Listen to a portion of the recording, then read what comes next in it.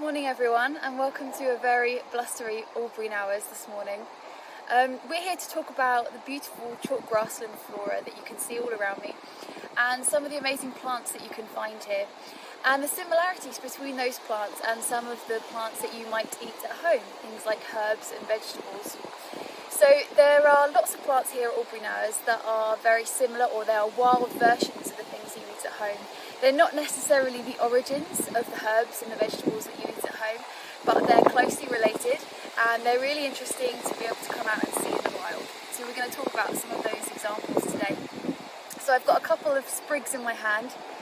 We've got two plants here, wild basil, and we've also got marjoram.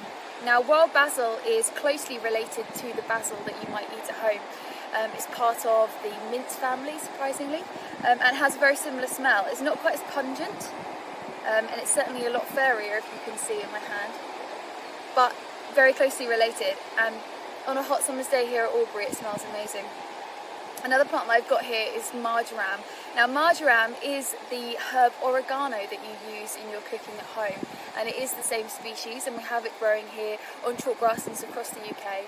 It doesn't smell quite as pungent as the herb that you use at home, because when it grows in colder climates, it doesn't have quite that sort of amazing smell that you'd get if you saw it in the Mediterranean.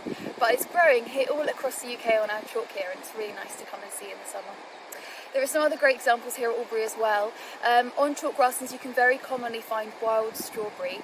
It looks very similar to the strawberries that you would buy in the supermarket or that you might grow in your garden. A much smaller version, as a lot of these are.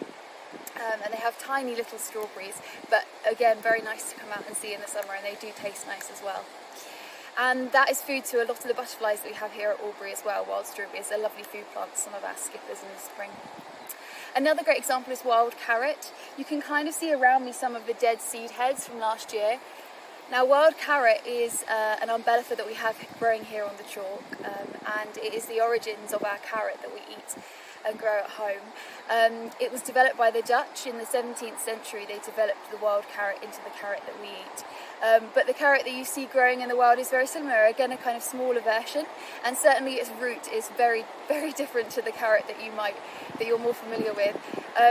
It's much smaller and certainly nowhere near as tasty, so not worth digging up. But wild carrot, if you find it in the wild, it's very common to find in the wild.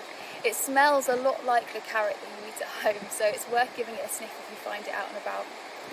Other great examples here at Aldbury are, we have wild thyme. It's a beautiful purple-pink flower that flowers around sort of July time, and again smells amazing, and is very similar to the sort of huge variety of thyme species that you can grow at home or that you can buy in the supermarket. And you may see behind me as well, we also have crabapple trees here at Aldbury. Now crabapples are closely related to the apple species again that you sort of can buy in the supermarkets or grow on our edible apple trees. They're obviously nowhere near as nice to eat as the ones we're used to, but traditionally have been used in baking and making things like jellies and stuff. So that's a really nice thing to see as well, and they form an amazing food source for some of the animals that we have here, such as deer and other animals and invertebrates as well that are using the chalk grassland and the woodland here.